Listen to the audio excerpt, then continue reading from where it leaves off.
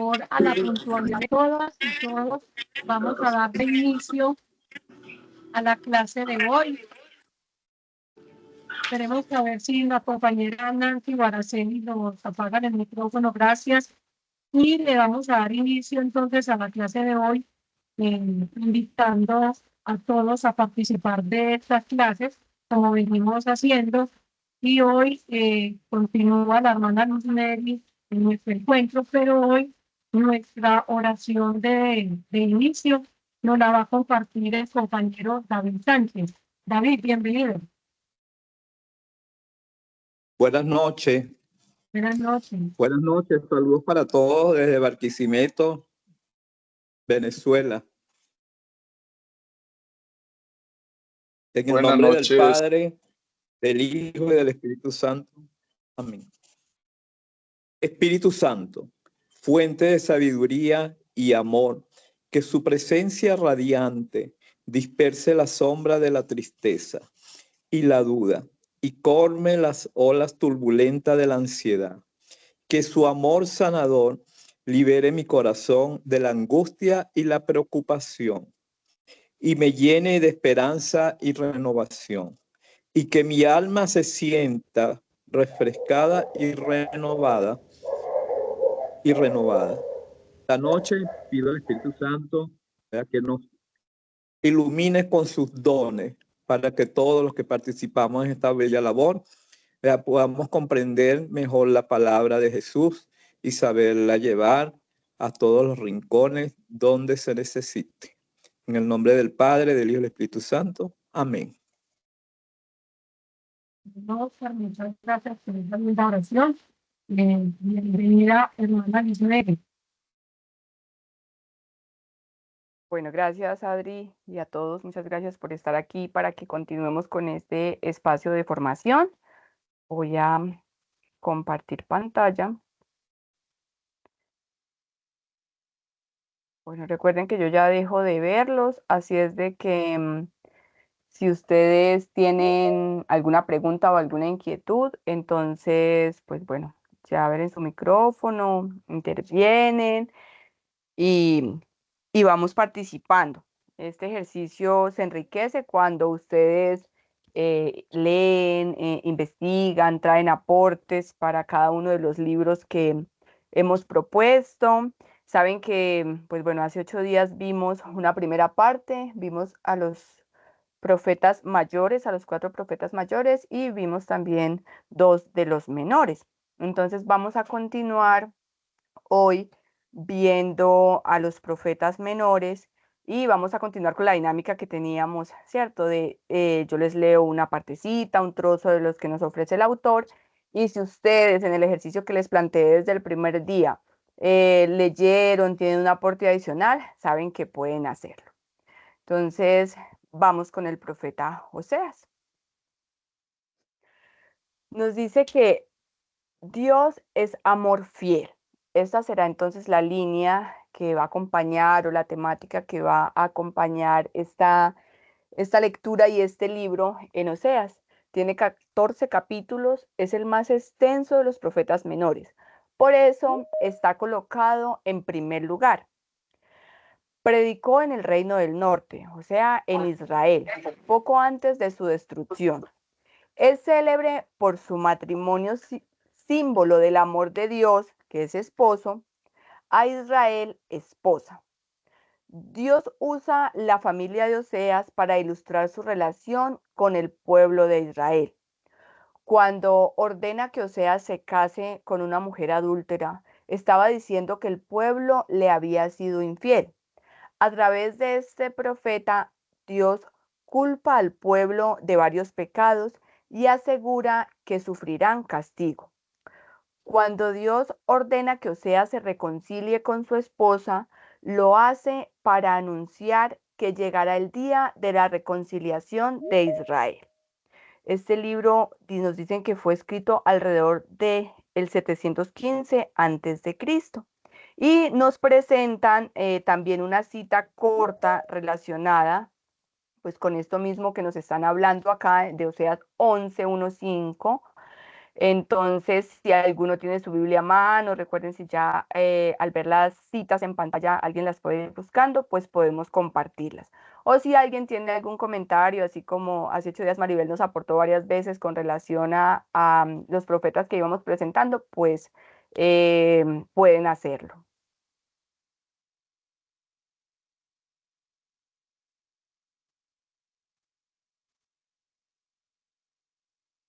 Bueno, entonces vamos a ir avanzando. Recordemos que cada uno de ellos va teniendo una temática y que Dios va acompañando nuestra historia. Miren, en este caso se ha valido de la imagen del esposo, de la esposa, de la familia, para acompañar a su pueblo, pero también para hacerlo reflexionar con relación a su comportamiento. Vamos a ver a Joel, el día del juicio. Aunque está colocado en el segundo lugar de los profetas menores, no le corresponde este lugar ni por su extensión, 4 capítulos, ni por el tiempo en que vivió. El mensaje de Joel es que Dios perdonará a su pueblo, si el pueblo se arrepiente de sus pecados. No solamente esto, pero Dios promete restaurar todo lo que había perdido, probablemente escrito alrededor del año 800 a.C., probablemente fue uno de los últimos profetas y profetiza el derramamiento del Espíritu Santo en Pentecostés. Bueno, agradecemos entonces a Joel ya anunciarnos esa gracia del Espíritu.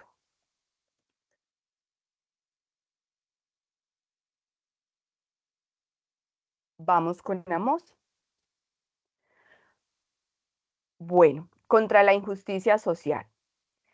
Es el primero de los profetas escritores. Antes que él existieron otros profetas como Samuel, Natán, Elías y Eliseo, de los cuales se conserva algo de sus vidas, y predicación en los libros de Samuel y de los reyes. Amós es un campesino que predicó la justicia social. Hasta los profetas habían abandonado su compromiso con Dios. Fue entonces que Dios usó a un fiel pastor de ovejas, Amós, para hablar con su pueblo. Amós llamó a Israel a que se arrepintiera, porque el juicio de Dios estaba cerca. Este libro es escrito entre el 760 y el 750 a.C. Y también tenemos una cita. No sé si ahora sí ya listaron sus Biblias o alguien la encontró. Bueno, mientras alguien busca la cita, recordemos que una de las temáticas que va a ser transversal en el Antiguo Testamento es el compromiso con los pobres. Y Amós pues nos va a hablar precisamente de esta justicia social, nos estará recordando el compromiso que tenemos con los huérfanos, con las viudas, con los emigrantes. Entonces es un ejercicio que considero no es tarea solo enviada ya para Amós, sino también para nuestros tiempos. ¿Alguien tiene la cita de Amós 3:1-7? Yo Por favor. la gracias. tengo. Israelitas, oigan lo que dice el Señor al pueblo que sacó de Egipto. Solo a ustedes he escogido de entre todos los pueblos de la tierra. Por eso habré de pedirles cuentas de todas las maldades que han cometido. Si dos caminan juntos es porque están de acuerdo. Si el león ruge en la selva es porque ha hecho una presa. Si el cachorro gruñe en la cueva es porque ha capturado algo. Si un pájaro cae al suelo es porque había una trampa. Si la trampa salta del Buenas noches suelo para todos. es porque ha atrapado. Si la trompeta suena en la ciudad, la gente se alarma. Si algo malo pasa en la ciudad es porque el Señor lo ha mandado. Nunca hace nada el Señor sin revelarlo a sus siervos, los profetas. Muchas gracias. Hasta ahí llega el 7. De acuerdo. Muy bien. Bueno, Ahí tenemos entonces el mensaje de Amós. Vamos con Abdías, contra la falta de solidaridad. De pronto es un profeta que no hemos escuchado mucho, pero toca un tema que, al igual que Amós, pues nos compete a todos. Es el escrito más corto del Antiguo Testamento. Tiene un solo capítulo. ¿Alguien lo leyó? Dentro de ese ejercicio que les dejé de buscar por allá los libros, ¿alguien había descubierto esto? Bueno, pues vayamos refrescando por ahí nuestra memoria, porque ahora al final vamos a hacer también otro ejercicio, un compartir, y espero entonces escucharlos. Dice que es una profecía contra los edomitas, nación procedente de Esaú, hermano de Jacob, por haber ayudado a Nabucodonosor en la destrucción de Jerusalén. Con solo un capítulo, el libro de Abdías usa el conflicto entre los hermanos Esaú y Jacob para referirse al daño que los enemigos de Israel le han causado a Israel. Dios promete que el castigo llegará a aquellos que atacaron a su pueblo. Fue escrito alrededor del año 605 o 586 antes de Cristo.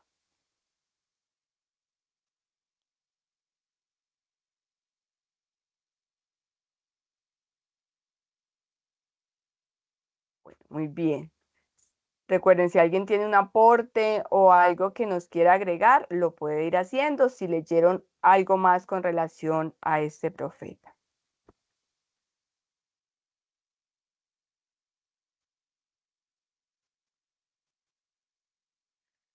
Bueno, vamos con Jonás. Yo creo que aquí sí tenemos a un profeta más conocido. Dios no conoce fronteras. Este será su tema. Al contrario de los otros libros proféticos, este no contiene discursos, sino la instrucción de un mandato de Dios al profeta y la realización de este. Es más bien una gran parábola, cuya enseñanza es el amor de Dios para todos y su misericordia para los que se convierten. Dios tenía un mensaje para el pueblo de Nínive. Envió a Jonás, pero éste no quiso ir porque consideraba que no había nada bueno ni digno allí. Jonás, en desobediencia, decidió no ir. Como castigo, fue echado a la mar durante un viaje en bote y tragado por un pez grande. Bueno, así es como se desarrolla la historia, ¿cierto? Así es como nos lo han presentado, pero más adelante creo que vamos a profundizar en todos estos aspectos y nos vamos a dar cuenta cómo, digamos, estos también son elementos de los que se vale el redactor para hacernos comprender, ¿cierto? Cómo la voluntad de Dios se lleva a cabo, perdón, si el Señor lo ha decidido, en este caso, que quería llevar ese mensaje a Nínive, pues aun cuando Jonás decidió no ir, pues el Señor se vale de algo otros medios para hacer que llegue hasta allá ese mensaje y para que se lleve a cabo esta misión.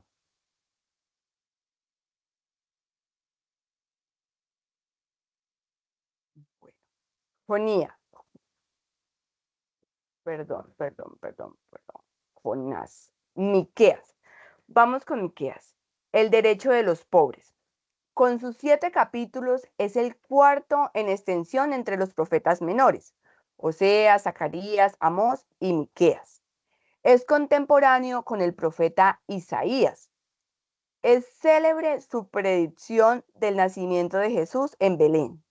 Este libro explica las consecuencias de seguir nuestros propios planes en vez de buscar la voluntad de Dios. Este fue uno de los grandes pecados de Israel. En el capítulo 5, Dios promete que enviará un gobernante para Israel. Esa promesa se cumple en Jesús. Y nos dice que fue escrito alrededor del 750 y el 686 antes de Cristo.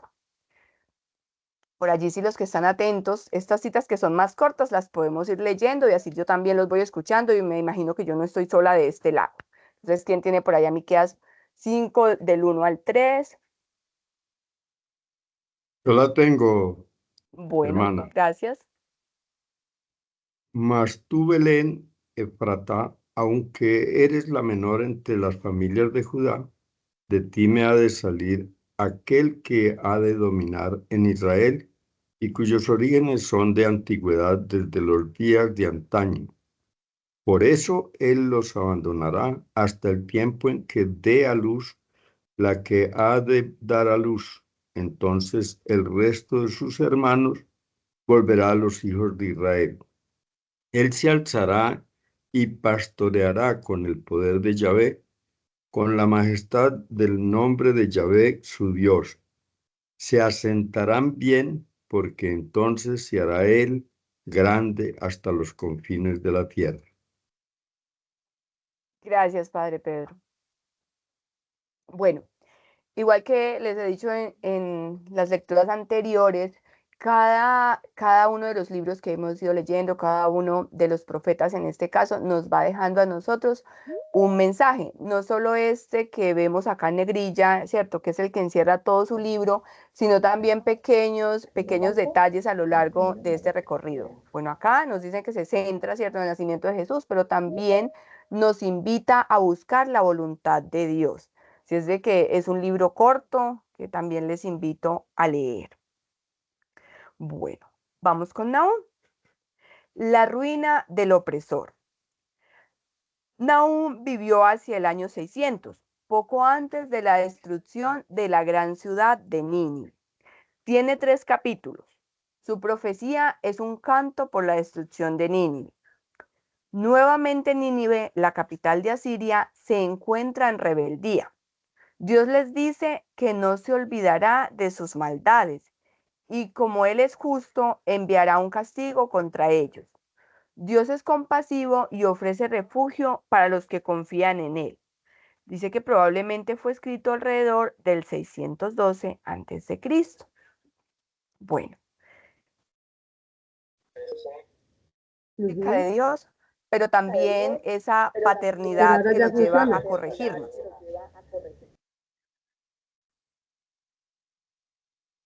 Bueno, muy bien. Y vamos con Habacuc.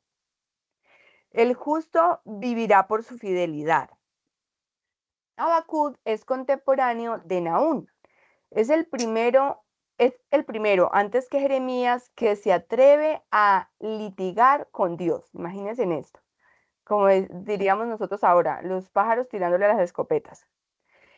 Es célebre la frase que va a retomar San Pablo sobre el justo que vive de la fe. Tiene 3 capítulos.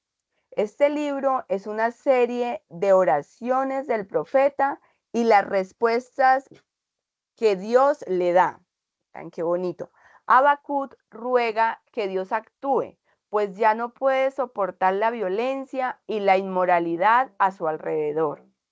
Dios le asegura que tiene control de la situación y que tiene un plan. Este libro escrito alrededor del 605 a.C. Bueno, también es una voz de esperanza para tantas realidades, ¿cierto? Que a veces nos superan. Y miren qué tan bonito. Dios le asegura que tiene control de la situación y que tiene un plan. Así es de que, pues, hagamos también propias, hagamos nuestras estas palabras también del profeta para nuestros tiempos. Sofonías, los pobres de la tierra. Contiene también 3 capítulos. Sofonías es contemporáneo de Nahum, Habacuc y Jeremías. Este profeta nos dice que en el día del Señor todas las naciones serán juzgadas por Dios. También habla sobre la restauración de Israel. Fue escrito entre el 640 y el 609 a.C. Después de sus amenazas, en las cuales se inspiró el compositor medieval del himno de la misa de difuntos, Día de ira, aquel día, termina con unas palabras de restauración del resto de Israel. Bueno, este es el mensaje de Sofonías. Y aquí vamos concluyendo casi nuestros profetas menores con Ageo. Reconstrucción de la comunidad.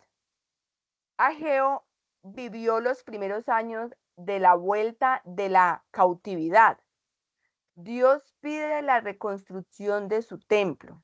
Dios envió este mensaje cuando los judíos empezaron a regresar a Jerusalén después de haber estado exiliados en Babilonia. Dice que fue escrito alrededor del 520 a.C. y animó a los repatriados para la reconstrucción del templo. Y tiene 2 capítulos. Así es de que pues está muy cercano, tiene todas las posibilidades de nuestra lectura para que nos acerquemos también a él y exploremos más sobre Ageo. Zacarías, la misma certeza en 2 situaciones. Es contemporáneo del anterior, contemporáneo de Ageo. Zacarías también habla sobre la reedificación del templo. Zacarías anuncia el futuro triunfo de Israel y que un rey llegará a Jerusalén, cabalgando sobre un asno. Nos dicen que fue escrito entre el 520 y el 480 a.C. Sus 14 capítulos se pueden dividir en 2 partes. En la primera parte, del 1 al 8, narra una serie de 8 visiones. Y la segunda parte, del 9 al 14, es la profecía del Domingo de Ramos. Bueno, aquí también tenemos entonces una propuesta más en Zacarías. Y vamos a ver nuestro último profeta, en este caso Malaquías, hacia una religión sincera. Es el último de los profetas, tiene 4 capítulos. El nombre Malaquías significa mensajero. Nos habla del mensaje precursor de la venida de Jesús. Este es el último libro del Antiguo Testamento y habla sobre la promesa del Mesías y de su mensajero, quien fue Juan Bautista, escrito alrededor del 430 a.C. Bueno, y con este ejercicio con Malaquías también terminamos nosotros hoy de ver a los profetas mayores y menores. Habíamos visto los mayores. Y pues bueno, por allí también estaba leyendo una frasecita que me parece que aplica para nosotros, sobre todo porque, como les he dicho en nuestros encuentros, esto es contenido, ¿cierto? Esto es información sobre el profeta, pero ya tendremos la oportunidad de entrar a explorarlos y a encontrar nuestra relación con ellos y de también hacer un ejercicio hermenéutico para nuestros tiempos, pero mientras tanto les voy dejando por aquí una pinceladita. En otras palabras, profeta es aquel que muestra a los demás a Jesús, que da testimonio de él, que nos ayuda a vivir el hoy y a construir el mañana según sus planes. Por lo tanto, todos somos profetas, testigos de Jesús, para que la virtud del Evangelio brille en la vida diaria, familiar y social. Esto es del Lumen Gentium 35 y bueno, pues me pareció muy acorde para este ejercicio que estamos haciendo. Y pues bueno, ahora quiero preguntar a quienes deseen participar, ya después de este recorrido que hemos hecho aquí con los profetas, unas 2 o 3 personitas que nos digan, bueno, cómo también ser profetas hoy, ¿cierto? Podemos ir viendo qué nos han enseñado todos estos profetas que hemos visto, qué es lo que más urge también en nuestros tiempos, qué les ha gustado. Vayan ustedes, por favor, preparando por allí, porque es mucha información. Yo sé que no podemos a veces archivarla toda, pero sí nos podemos ir quedando con pildoritas que nos van llegando.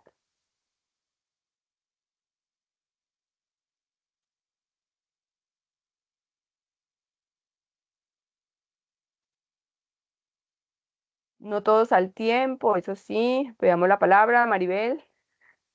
Sí. Hola, muy buenas noches. Bueno, Buenas yo pienso noches. que uno puede ser profeta en todo su accionar, ¿no? en el campo laboral, en el campo familiar, en el campo social, en todo lo que uno lo rodea diariamente. Entonces, somos profetas cuando hacemos que esa Trinidad, lo que yo siento, lo que yo pienso y lo que yo digo, tenga un mismo alineamiento. Y pues somos profetas cuando damos ejemplo de vida a los demás, sobre todo a las personas que nos rodean. Por ejemplo, aquí en la comunidad, en la iglesia, en todos los procesos que llevamos día a día, ¿no? Eso es lo que a mi parecer puede ser como que es ser profeta. Muchas gracias. A Gracias, usted, Maribel, Maribel. gracias por su aporte. El padre Pedronel levantó la mano. Sí, como para decir dos cositas que me atraen mucho de los profetas, entre lo que sucede con los profetas mayores y menores. Los profetas mayores que, incluyendo al gran poeta Isaías, le tocó hacer profecía desde la corte y pues el gran poeta, porque todo lo escribía así tan brillantemente. Y entonces podemos mirar que los profetas menores, pues no dijeron nada, pues casi nada nuevo con relación a lo que escribieron los profetas mayores. Pero sin embargo, hay una cosa como muy interesante y es que cada uno de los profetas menores encarnaron desde su propia experiencia de vida y desde lo que proyectaron a esa experiencia del pueblo de Israel, su propia particularidad en la profecía.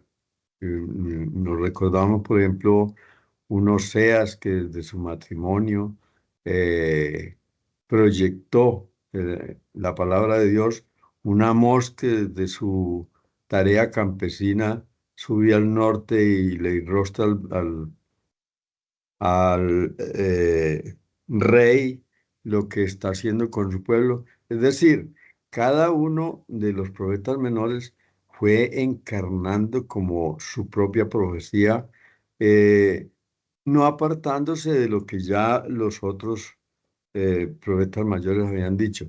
Y entonces yo quisiera como colocarlo en la perspectiva nuestra, o sea, los que conocemos la vida de Jesús y somos cristianos y que por el bautismo somos consagrados para ser profetas como Jesús, pues nos corresponde mm, llevar a la práctica en el momento del hoy y de nuestra realidad particular, desde donde estemos, encarnar también los valores proféticos, los valores de la profecía, ya que Jesús fue el profeta por excelencia. Él recibió, recordemos ese pasaje por allá donde dice que Jesús subió con los tres apóstoles, Pedro, Juan y Santiago, a un monte, se transformó y allí se encontró con los profetas, Elías y, y Moisés, que encarnan la profecía, pero también la ley.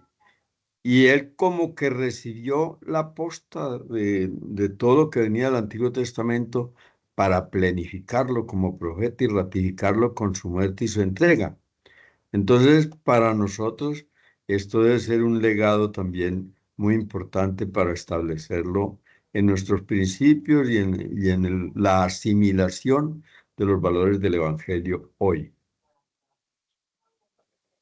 Gracias, Padre Pedro.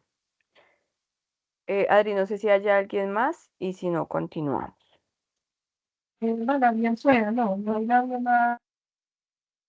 Bueno, entonces Bueno, bien suena. agradezco aquí a Maribel y al Padre por su aporte y bueno, les pido a los demás que también vayamos preparando el nuestro para que ahorita hagamos un ejercicio así de diálogo y de compartir ya desde nuestro sentir, desde aquello que nos haya llegado. Vamos a adentrarnos ahora al último bloque de los libros, en los libros sapienciales. Ya hemos venido haciendo un ejercicio por 3 bloques anteriores. Hemos revisado a diferentes autores, personajes, y pues bueno, nos queda este último bloque que es bastante especial. De los libros sapienciales nos dicen que son llamados así por su contenido espiritual, didácticos por su enseñanza o poéticos por su forma. Son una profunda reflexión del hombre que, iluminado por la fe en Dios, trata de dar una respuesta a todos los problemas de la vida humana: amor, dolor, muerte, y bueno, continúan, ¿cierto?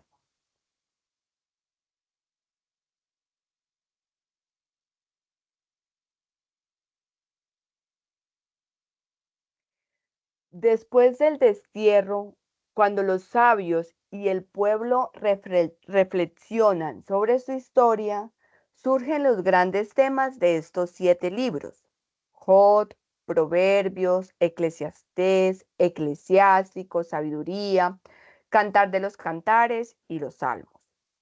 Como en todos los pueblos, también Israel, junto a los grandes temas de la historia de salvación, el culto, la alianza y la ley, desarrolla esa riqueza de sabiduría popular, costumbres, reglas del buen vivir, que hacían parte de la literatura del pueblo, transmitida de padres a hijos en la familia y enriquecida por la sabiduría de los pueblos vecinos como Egipto, Mesopotamia y Canaán. Bueno, datos que nos vamos a encontrar. Salomón fue siempre, gracias, nena, para Israel el sabio por excelencia. Por eso la mayoría de estos libros fueron atribuidos a él, para darles mayor autoridad y asegurar que eran inspirados por Dios. Las 2 colecciones de Proverbios, capítulos 10 al 22 y 25 al 29, se atribuyen al periodo de la monarquía. El resto son de la época después del destierro, del 538 a.C. Obra de varios sabios que recopilaron las varias colecciones de sabiduría cortesana y popular. ¿Se acuerdan del ejercicio que hacíamos hace 8 días? ¿Cuántos siglos se tardó en escribir la Sagrada Escritura?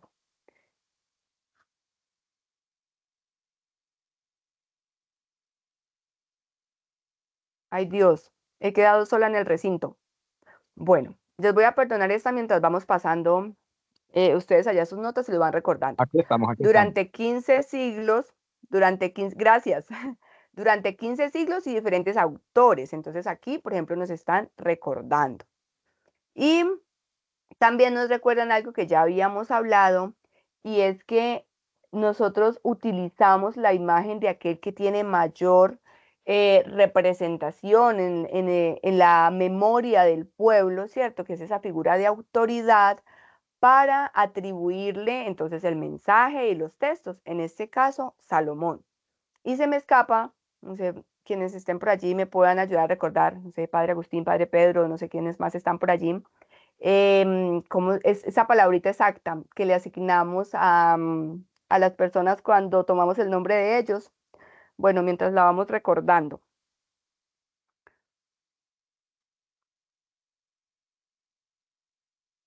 Hermana, no se Pseudonimia. trata de la pseudonimia, Eso, la pseudonimia o la Pseudonimia. pseudoepigrafía. ¿sí ven? Muchísimas gracias. Muy bien. ¿Qué más nos dicen? Los sabios eran personas que vivían y enseñaban normas de conducta para el buen vivir. Se cuestionaban sobre los problemas que acechan la vida del ser humano. En la corte eran los que aconsejaban sobre el buen gobierno. Después del destierro, cuando desaparecieron los profetas, la dirección espiritual del pueblo corría a cargo de estos sabios. Veamos qué gran responsabilidad tenían entonces estos hombres.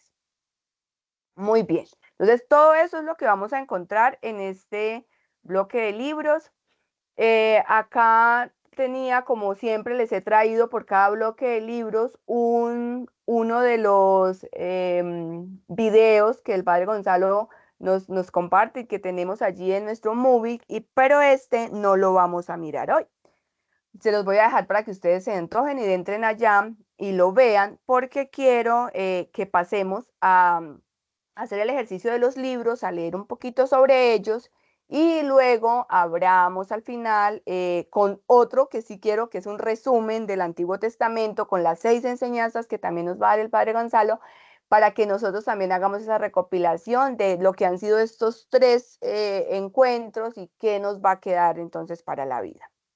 Los libros sapienciales, doctrinales o poéticos. Bueno, ya hemos recibido varios elementos sobre ellos. Vamos a mirar entonces de Job qué nos regala. Job nos va a hablar de la verdadera religión. Su historia se encuentra en 2 primeros capítulos y se concluye en el capítulo 42, último del libro. Sirve para proponer el problema del dolor. Los 40 capítulos centrales son poemas o discursos sobre el sentido del sufrimiento. Esto durante el 500 al 450 a.C. Y el estilo es poético, rico y variado. El libro desarrolla el misterio del sufrimiento del justo Job y el premio de Dios. La sabiduría de Dios sobrepasa las limitaciones del ser humano. Job se abandona confiado porque es ejemplo y modelo de fe, paciencia, confianza y fuerza de voluntad. Bueno, pues aquí tenemos varios elementos entonces en Job. Cantar de los Cantares, que era el video que les había seleccionado. Experiencia del amor. Sus 8 capítulos son un poemario de canciones con 2 protagonistas, él y ella. Todas las parejas que repiten el milagro del amor. Son aplicados a Dios y a cada uno de nosotros, sus hijos. Son aplicados a Dios y a cada... Ay, perdón, ahí está repetidita. Él es el esposo y su esposa o novia es la iglesia. Su pueblo, cada ser humano. El estilo es rico en imágenes y comparaciones, con expresiones cantadas y recitadas. Si es de que vamos a estrenarnos entonces el Cantar de los Cantares, si alguien tiene por allí a la mano la Biblia con su cita, 8, Cantar de los Cantares 8, del 5 al 7.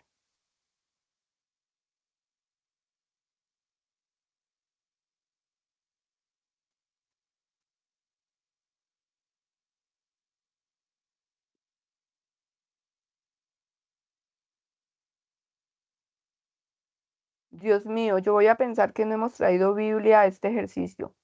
Yo lo hago. Gracias. ¿Quién es No, aquí esta que estamos, se claro que sube del sí. desierto apoyada en su amada?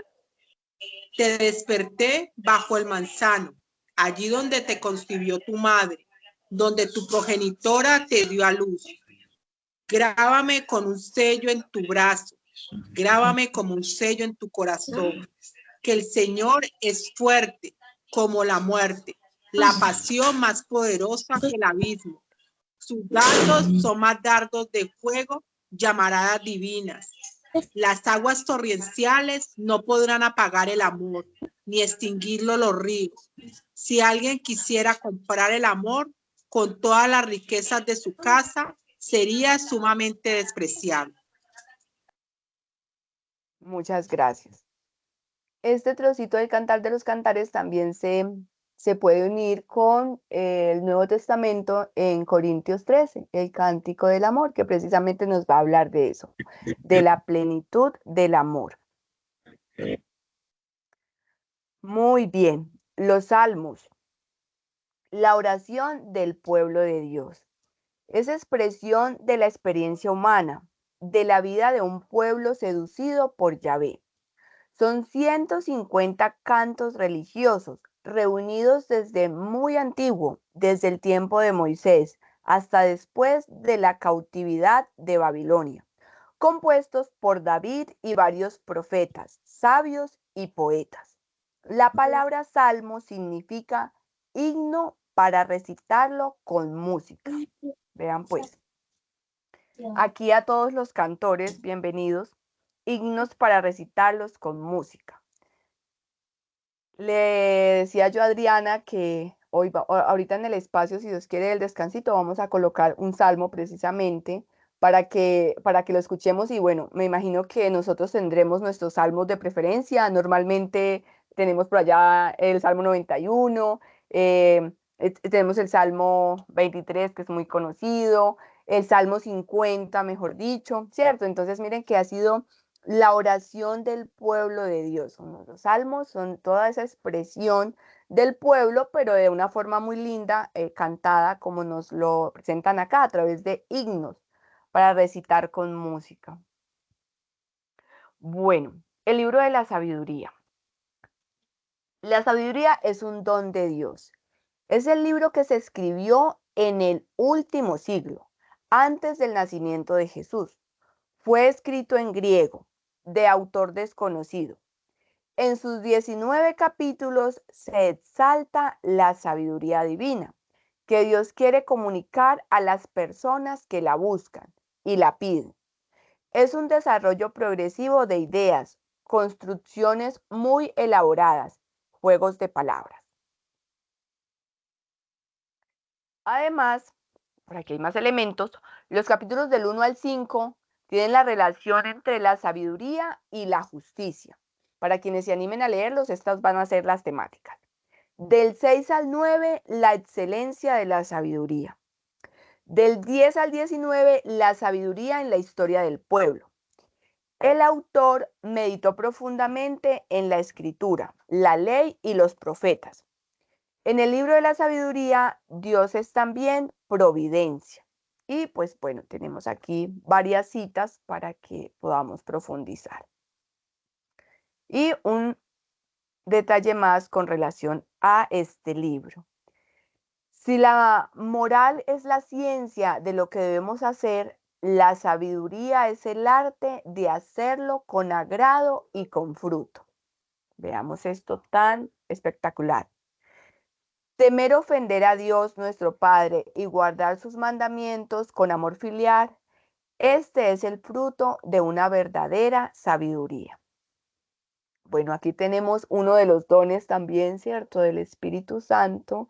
Y en este libro, pues vamos a encontrar muchos elementos para ese arte de hacer todo con agrado y pues bueno, con amor, no está de más. Proverbios. Dios habla por medio de la experiencia del pueblo. Esto es muy bonito. Se atribuye al rey Salomón, pero fue recopilado de varios autores, sabios de la corte. Es el libro más antiguo de la literatura sapiencial. Se presenta como colección de dichos, máximas, enseñanzas en forma poética para inducir a la persona a seguir el camino del bien, de la sabiduría y alejarse del mal. Su intención es didáctica. Bueno, en este libro, pues como en todas las familias, ¿cierto? Recopilamos las enseñanzas de los mayores para que quienes vamos de camino, pues también podamos aprender de sus enseñanzas, tener precaución de no ir a caer en los mismos errores y demás. Vivir el presente es la invitación de Eclesiastés. Vean esto. Tu nombre significa hombre de iglesia o predicador. Traducción castellana de la palabra hebrea que significa predicador, maestro, el que dirige una asamblea. En sus 12 capítulos se habla de la vanidad de esta vida, de lo insatisfactorio de la vida presente.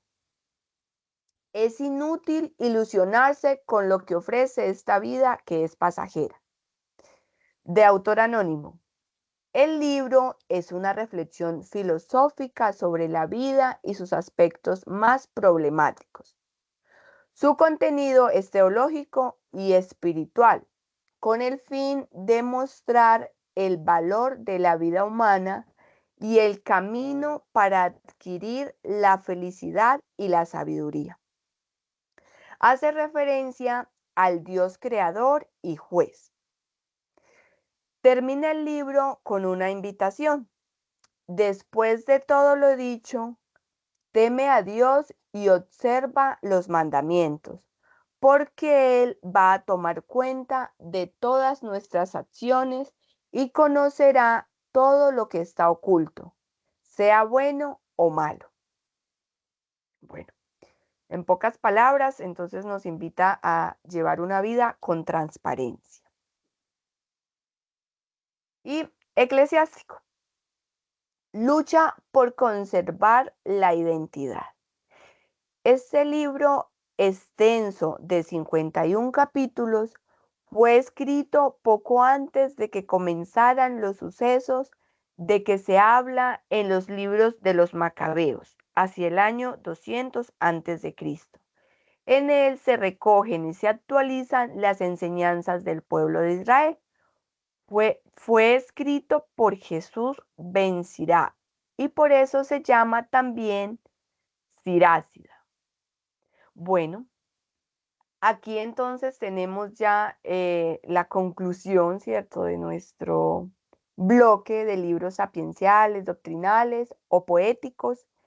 No sé si hay algún eco con relación a alguno de ellos, algo que queramos aportar para que hagamos el descanso y ya luego retomemos con la última parte de nuestro ejercicio.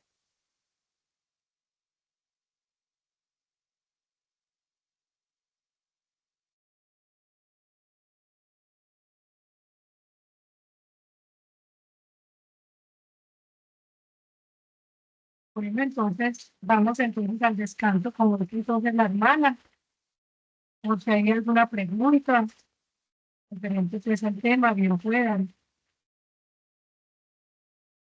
Una preguntita.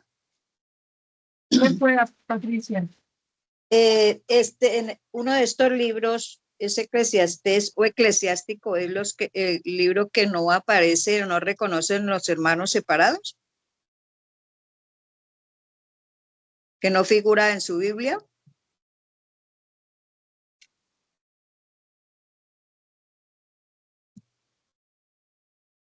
Sí, Aló. hermana, Patricia.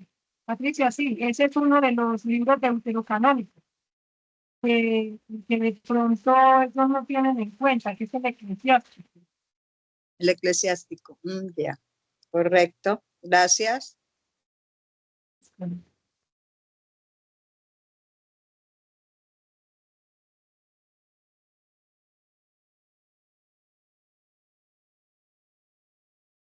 Bueno, entonces, si no hay preguntas, pasamos entonces al descanso y luego yo voy a ir poniendo el Salmo 23 muy bonito en un video para que lo escuchemos ya cuando empecemos ya la segunda parte con la hermana Luz Mary. Bien puedan entonces en 5 minutitos.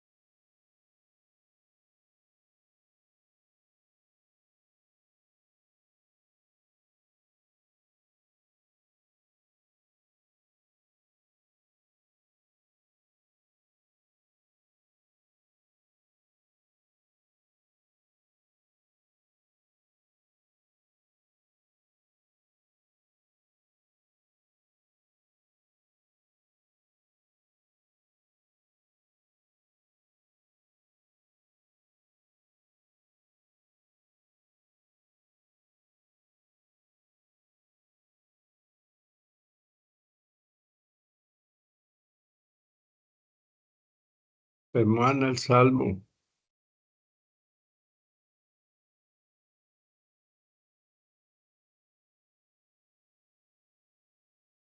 Padre Adrianita lo va a proyectar. Si mi Adri está allí, si no, pues eso. Gracias, Adri. Miren a ver si lo escuchan. Yo no. No, señora. Bueno, entonces permítame.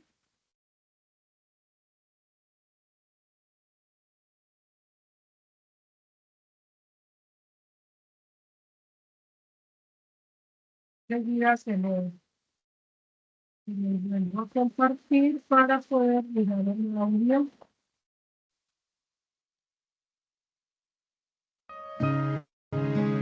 Me dicen si lo escuchan, por favor. Sí, Adri, puede ponerlo en pantalla completa, porfa. Sí, se Ahora escucha sí. bien. Muy bien. Sí se escucha, gracias. Cristo es mi pastor, nada me faltará.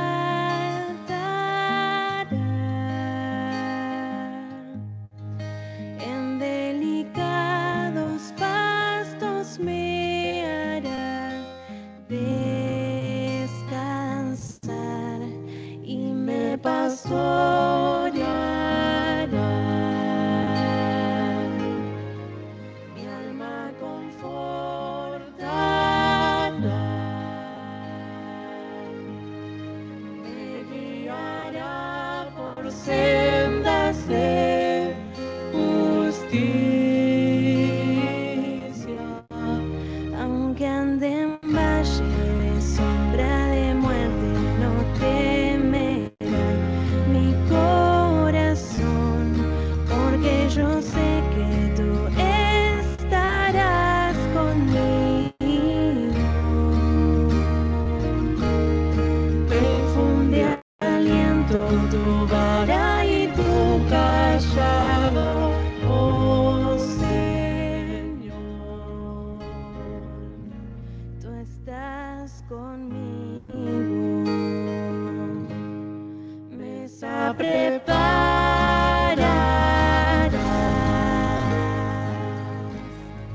delante, oh Dios, de mí, y con aceite en mi cabeza ungida es por ti, y ya mi copa está rebosando, y ciertamente es el Señor, que bien y misericordia por siempre me guiará. Todos los días, a cada instante de mi vida. En la casa de Dios moraré por largos días.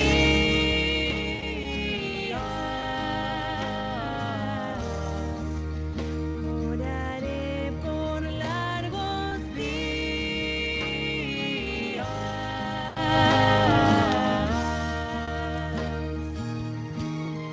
Aunque ande en valle de sombra de muerte, no temerá mi corazón, porque yo sé que tú estarás conmigo. Todos los días, a cada instante de mi vida. Y en la casa de Dios moraré por largos días.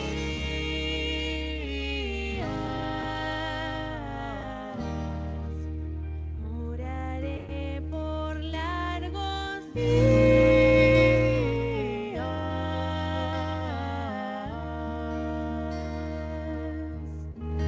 Amén.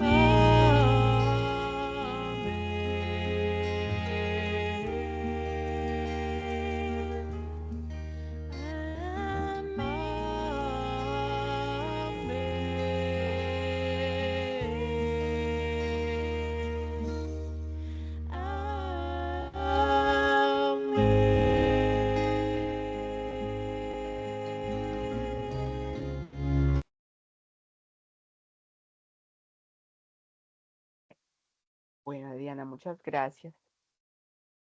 Hermanos, con mucho gusto. Bueno, voy a continuar entonces compartiendo pantalla para que Y entonces la vamos foto de con... hoy, ¿qué? No van a prender las cámaras, hermana, disculpen, sino que quisiéramos tener la foto pues de hoy Tranquila, también. sí, adelante. Gracias, Oscar, David, vea qué buenos todos, la Cari. Bueno, eso es lo que queremos.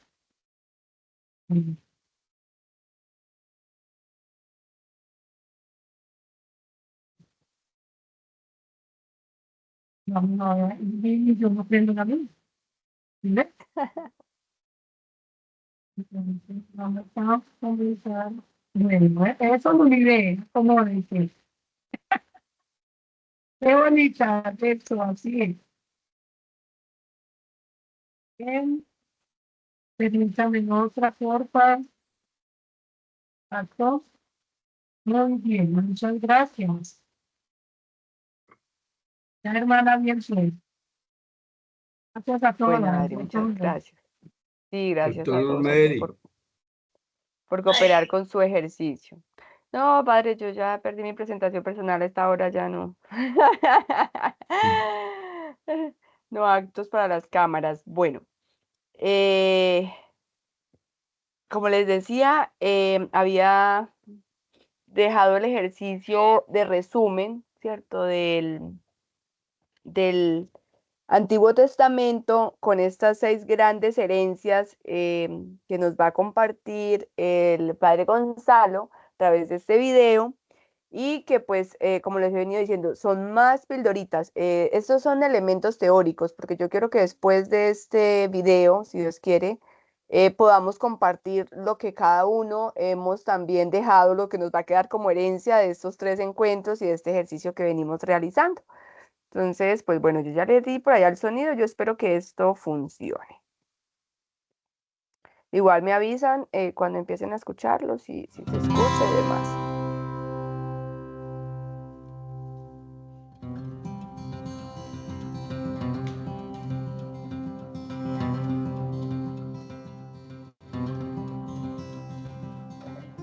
En el panel 20, la Biblia trata de entregarnos un gran regalo.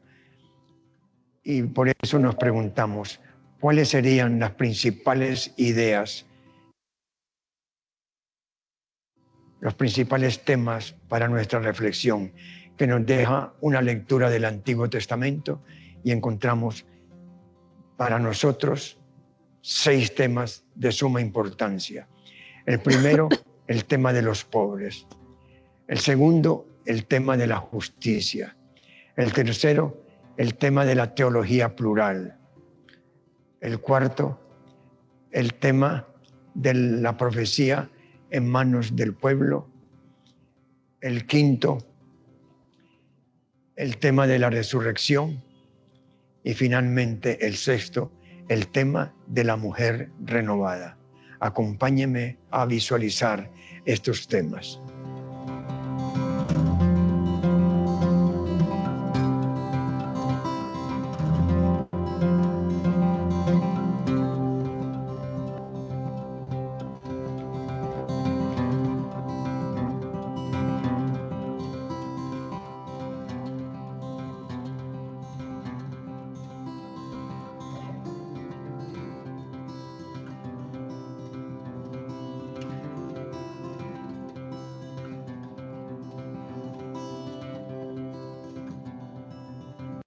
Bueno, aquí como está un poco chiquita la letra, yo les leo.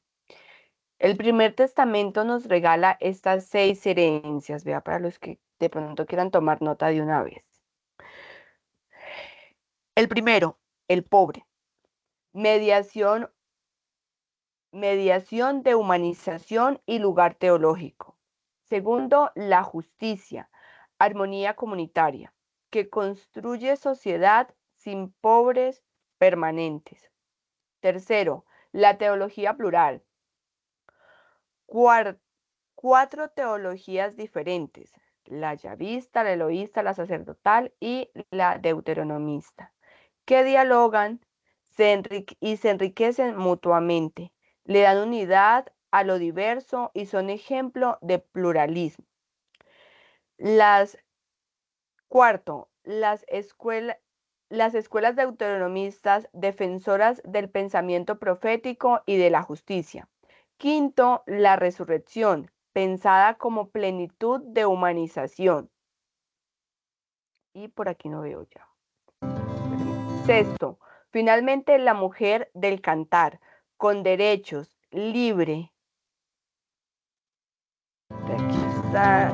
Creativa, digna, dueña de su ser y su palabra. Así es de que vean, antojes en ver ese video que les había dejado por allá.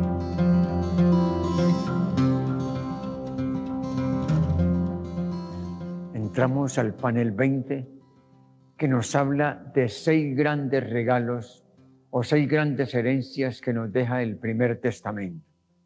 Esas 6 grandes regalos o 6 grandes herencias se las deja el Primer Testamento al Segundo, es decir, un resumen del Antiguo Testamento que pasa a ser una gran riqueza del Nuevo Testamento.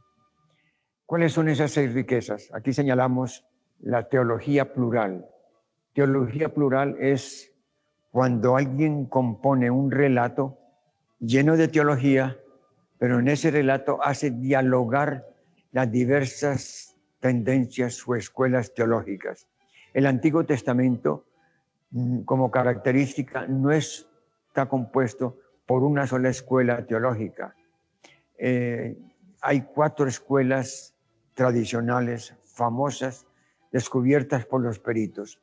Una de esas escuelas se llama la escuela yahvista, que está muy cercana a la figura de Yahvé como padre, como protector, como acompañante del pueblo. Entonces, son relatos donde Dios aparece muy cercano al ser humano, mostrándose como su padre.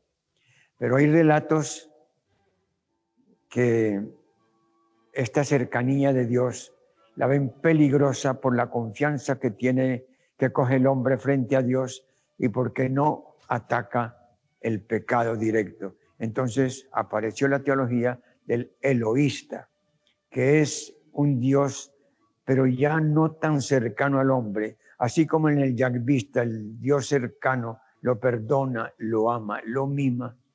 El eloísta es el Dios lejano, el Dios de la montaña, el Dios que se aparece para presentarle al ser humano los 10 mandamientos que debe cumplir y que Dios, si no los cumple, lo castigará.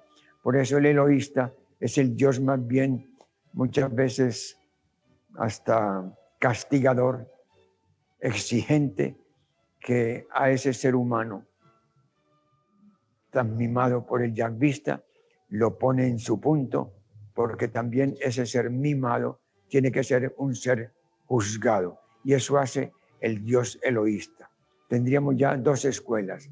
Una tercera escuela teológica es la del sacerdotal, que en la relación entre el ser humano y Dios pone como intermediario el culto. El culto es necesario, indispensable, para que el ser humano demuestre que ama y respeta a Yahvé.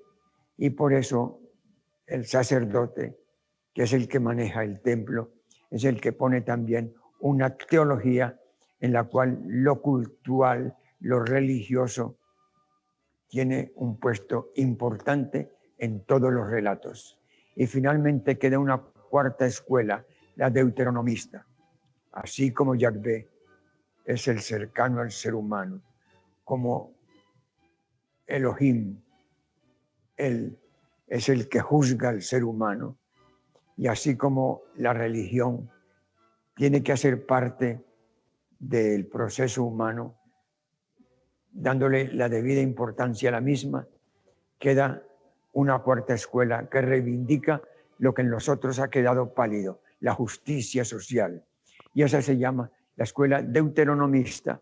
Los profetas, en el descubrimiento que hacen del pobre y de la justicia, atacan duro a aquellos que no practican el amor con el hermano. Y entonces la escuela profética llamada deuteronomista reivindica la justicia social en la Biblia. Son 4 escuelas que el Pentateuco tiene el carisma para hacerlas dialogar. Una tercera herencia del Antiguo Testamento es el tema de la resurrección. En el Nuevo Testamento la resurrección va a ser supremamente importante porque parte de la resurrección de Jesús. El Nuevo Testamento la palpa, la vive y convierte la resurrección como en el corazón de los evangelios y en el corazón de la teología. Pero ha tenido su origen también en la opresión del Antiguo Testamento, donde los profetas veían que no todo podía terminar en muerte, en cadáveres, en pérdida de la vida frente a los imperios. Y aparece Ezequiel, aparecen también en los libros de la sabiduría como la intuición primera de que el ser humano también está llamado a la vida, de que Dios a estos huesos los va a revestir de nuevo de carne, de músculos, de nervios, y va a promover una resurrección. En ese sentido, se nos orienta la resurrección en base como a una especie de corporalidad que revive. El Nuevo Testamento da pie para pensar no tanto en una corporalidad que revive, como si el viejo cuerpo no quisiera morir y como si Dios lo revitalizara de nuevo. Más que un viejo cuerpo, la resurrección es entendida a partir del Nuevo Testamento como una realidad que transforma al ser humano. No es que el viejo cuerpo resucite, sino más bien que Dios nos da un nuevo cuerpo resucitado. Se transforma el ser humano. No es una revivición, sino una transformación misma del ser humano. Entonces hay un sentido mucho más profundo que el de la recuperación de la vida, sino más bien es el de la asunción de una nueva realidad en nuestro ser, el que va a prolongar ya la existencia de determinado ser, de cada uno de nuestros seres, por toda la eternidad.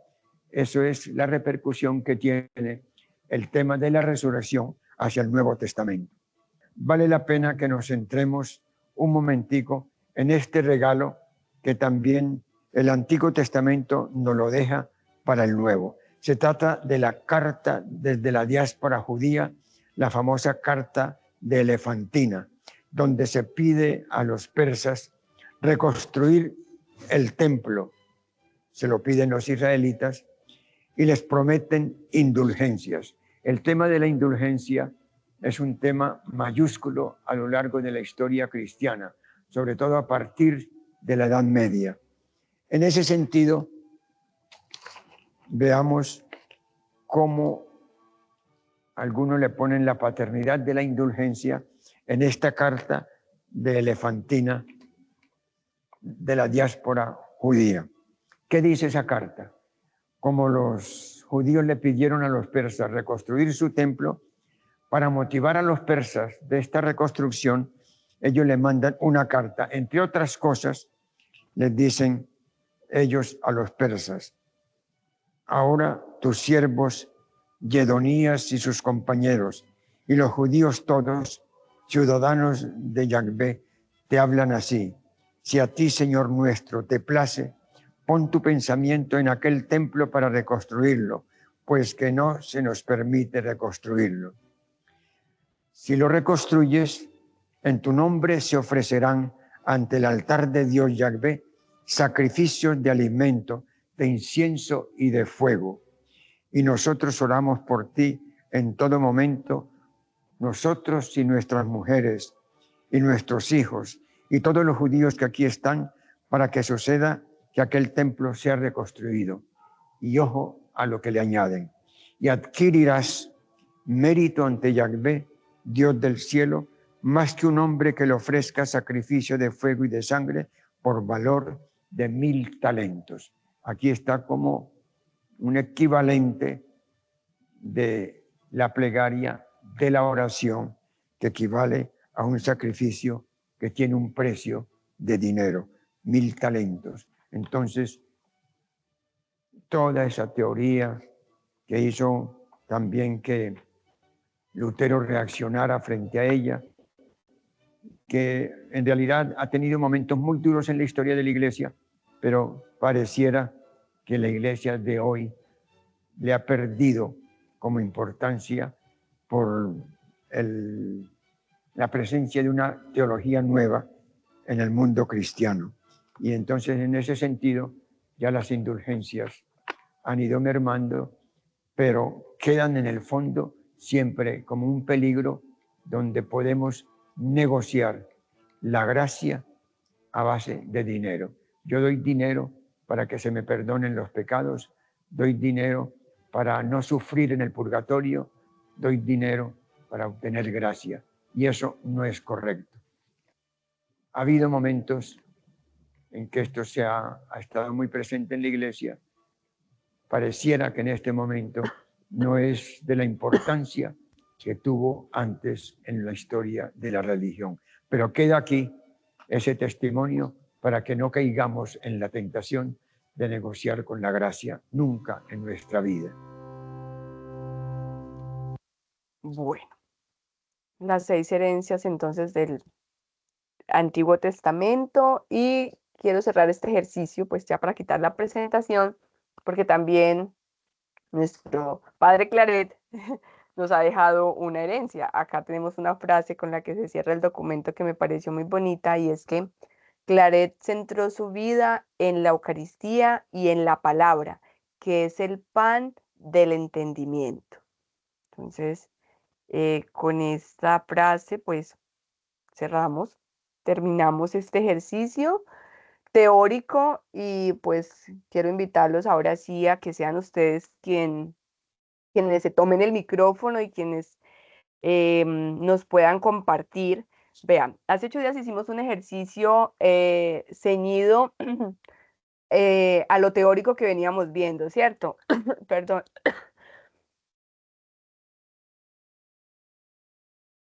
Y entonces, si yo hoy les pregunto cuántos libros tiene el Antiguo Testamento, ustedes me van a decir muy bellamente. Si le digo en cuántos bloques se divide, también, porque ya hice el ejercicio y me respondieron.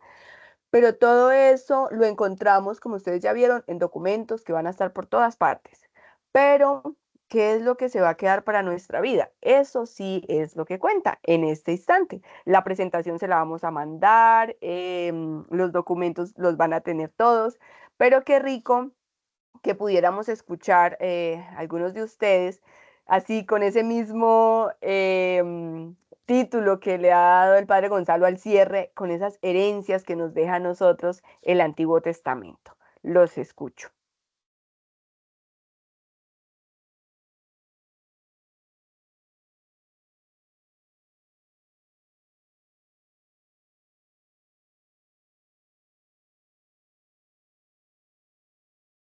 Bueno, y además es una pregunta abierta, es muy fácil, no me van a decir, ay, no, es que la hermana nos corchó y por eso no pude participar. Entonces, no, ahí sí no hay excusa para nadie. Qué rico que nosotros podamos decir, vea, me quedo con esto.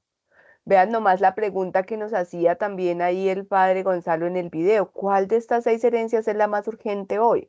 Pero es que ustedes debieron haber descubierto más herencias a lo largo de estos 3, ¿cierto?, encuentros y 4 bloques que hemos estudiado del Antiguo Testamento.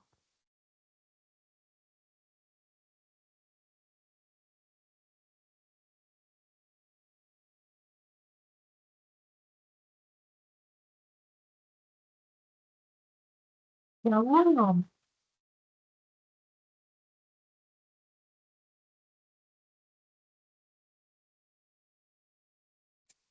Bueno, buenas noches. Hola, Rafael, adelante. Gracias. No, yo creo que ahí todas las herencias son importantes. La una concatena con la otra porque es que yo no sé, pues yo personalmente voy entendiendo que a través de este proceso del estudio del Antiguo Testamento, de que esto es algo así como, a ver, como que le dijera yo, como en las matemáticas, ¿no? Claro que pues no es lo mismo, lógico, yo como una comparación. Usted lo puede entender que es 5 si primero no entiende qué es la unidad y que esa unidad la puede sumar con otra unidad hasta que le dé 5, ¿cierto? Entonces así veo yo, ¿no? Yo personalmente, respetando pues, el criterio de los demás hermanos, que cada una de esas herencias es importantísima para la comprensión del Antiguo Testamento y lógicamente como fundamento base para la del Nuevo Testamento, ¿no? Claro que sí, Rafael. Precisamente era uno de los ejercicios que nos compartía el padre Gonzalo ahí con la teología plural de cómo estas cuatro escuelas se complementan y pues lógicamente todos los libros, todo el proceso es complemento, ninguno está allí de más, ninguno está de sobra, ninguno está porque vea que este espaciecito y hay que colocarlo, sino que cada uno de ellos tiene una misión especial en ese lugar, en ese momento histórico y para nuestras vidas. Muchas gracias.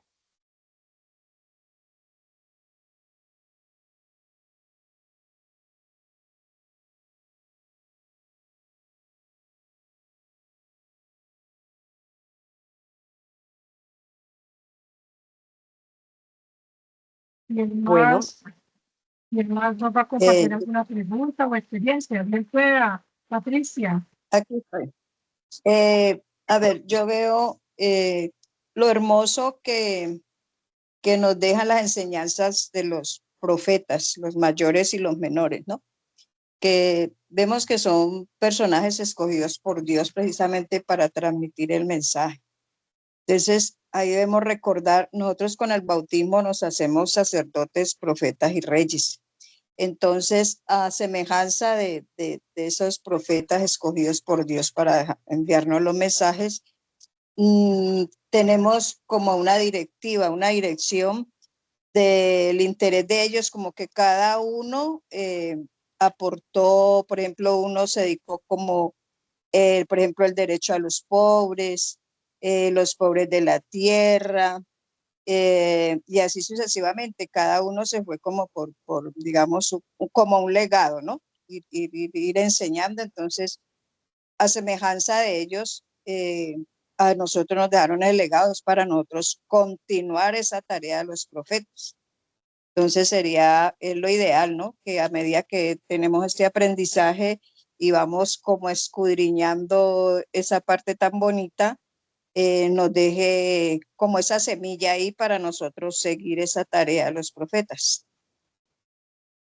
Gracias, Patricia. David. Bueno, yo creo que toda esta jornada nos ha dejado una gran herencia y más que una herencia es el compromiso de seguir preparándonos, ¿verdad? Para entender, comprender la palabra de Dios. ¿Verdad? Nos ha mostrado la revelación de Dios, ¿verdad? Y es mucho, mucho el compromiso que hay que tomar como herencia. Y prepararnos, no nos queda más que prepararnos, estudiarnos, escudriñar la palabra, ¿verdad? Para poder comprenderla, para poder vivirla, para poder sufrir esa transformación que nos piden, ¿verdad? A través de la palabra. Entonces, para mí la herencia que nos deja es un gran compromiso de analizar, de estudiar todo lo que es la palabra de Dios, desde su revelación hasta la llegada de Jesucristo y su pasión, su muerte y su resurrección. Todo. Gracias, David. Janet. Buenas noches. ¿Sí me escuchan? Sí, perfectamente, Janet. Bien pueda. Vea, yo estoy muy contenta, como le decía a mis compañeras, por este estudio tan lindo y tan hermoso, como comenzó todo este Antiguo Testamento con esa voz del Señor, con esa selección, con esa enseñanza que primero a los primeros habitantes, después ese seguimiento, ese acompañamiento, esas promesas, más sin embargo por desiertos, por todas las travesías y todo, y aún más aún Dios seguía siempre rescatándonos con la voz de esos profetas, ¿cierto? Es tan hermoso uno, cada vez que uno estudia la palabra de Dios, uno más entiende el pensamiento de Dios, ¿cierto? Que somos ese pueblo elegido que quiere que nos instruyamos para que seamos esos verdaderos profetas en valor, ¿cierto? Con la palabra del Señor, a la luz del Espíritu Santo. Entonces, yo me siento muy contenta con todos los contenidos, con todos los aportes de los sacerdotes, de los compañeros, de todo, porque cada vez uno como que se le va rasgando el velo de la ignorancia y uno va viendo ese seguimiento y estos acontecimientos tan hermosos que han surgido para este nuevo pueblo de Dios, para poder llegar a luego al Nuevo Testamento, que ya serían los otros pensamientos diferentes, pero es la misma enseñanza. Muchas gracias.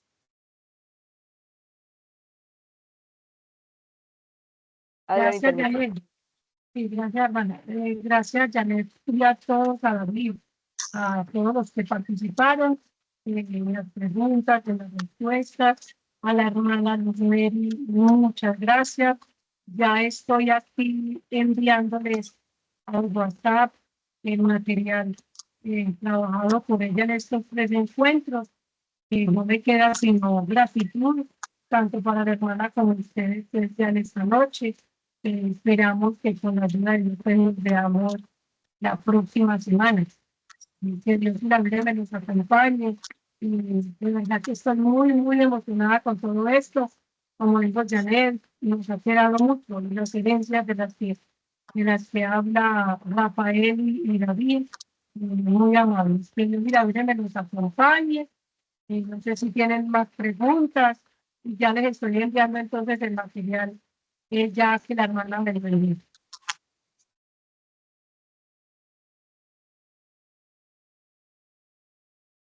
Bueno, muchísimas gracias. Yo también les agradezco a Adri por la oportunidad y a cada uno de ustedes por la participación, por este espacio, porque ahí sí, como lo decía Janet, es que poco a poco entre todos vamos a ir rasgando ese velo del desconocimiento y nos vamos acercando a elementos que nos permiten abordar no solo los textos, sino también la realidad desde otra mirada, mucho más esperanzadora también. Entonces, muchas gracias y que el Señor los bendiga.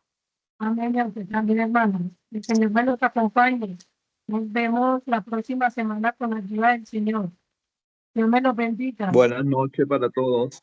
Gracias, lo mismo, David. Gracias. Gracias por la oración. Gracias, Marisol. Primera Gracias, vez que te gracias. veo. Buenas noches. Bendiciones. Descanso para Bendiciones. todos. A la vista. Gracias. Buenas Buenas noches. noches a todos, buenas noches. Gracias, lo mismo, Padre. Feliz noche. Gracias, Chao, hermana. Padre. Chao. Gracias, hermana.